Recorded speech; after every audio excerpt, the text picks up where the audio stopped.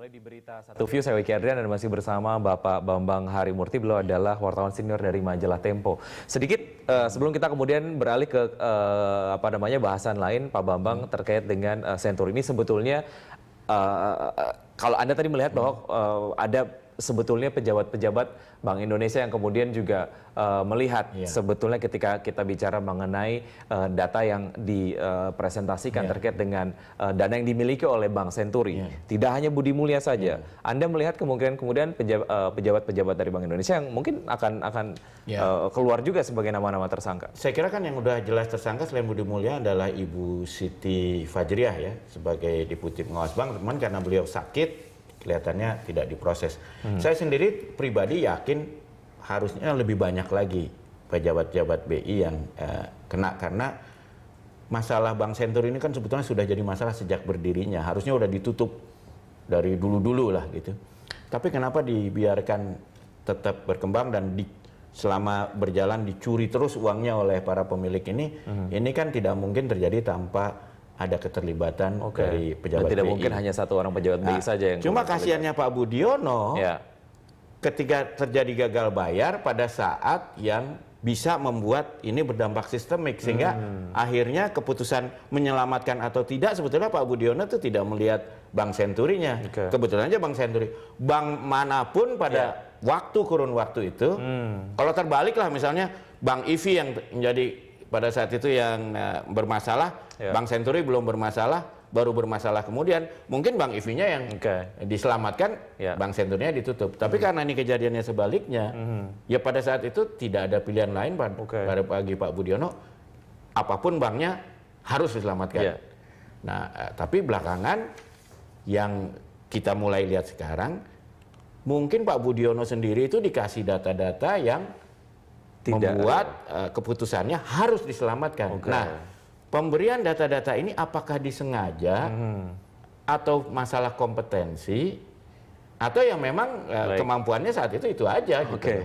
Kita akan lihat kasus ini akan kemana bergulir karena mengingat saksi kunci akan terus dimunculkan. Kita ke hal lain, yaitu adalah ke masa rekapitulasi suara pemilihan legislatif yang kemudian semalam sudah ditetapkan.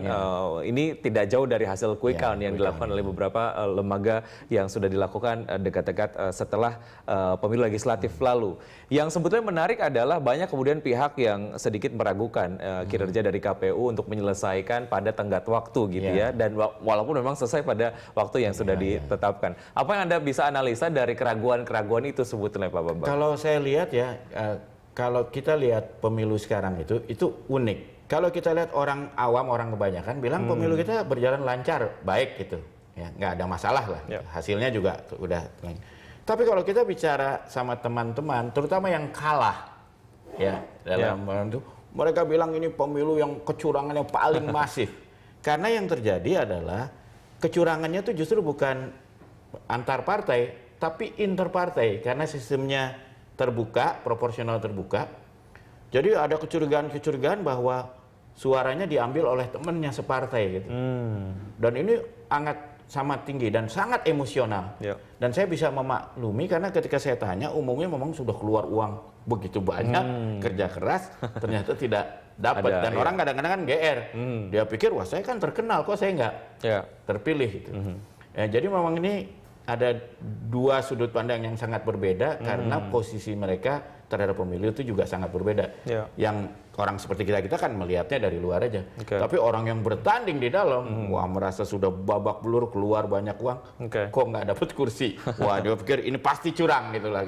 Ada beberapa partai yang kemudian tidak mau menandatangani hasil rekapitulasi pemilihan legislatif yang sudah didapatkan tadi malam. Anda melihat ini sebagai satu hal yang seperti apa sebetulnya Pak Bambang? Kalau saya pikir itu, Anda bayangkanlah kalau kita jadi pengurus partai, mungkin sudah janji-janji ABC pada donatur dan sebagainya, ternyata jauh di bawah itu.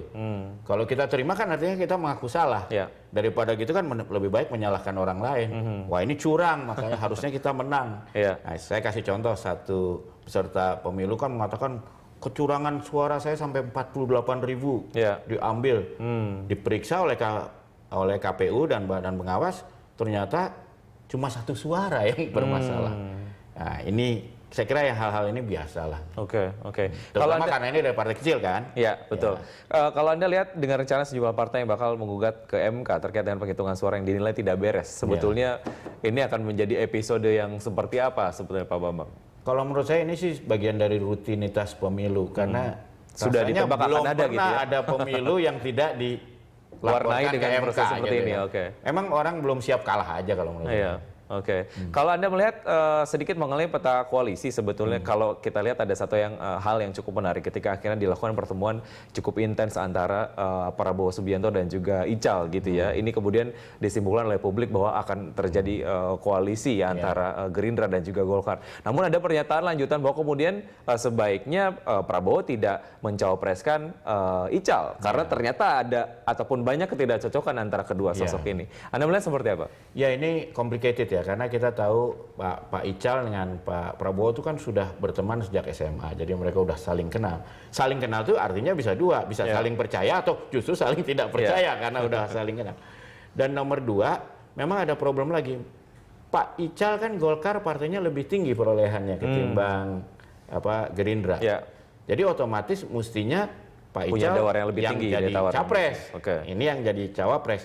Tapi kalau kita lihat elektabilitas sebagai capres, Prabowo jauh lebih tinggi daripada Ical.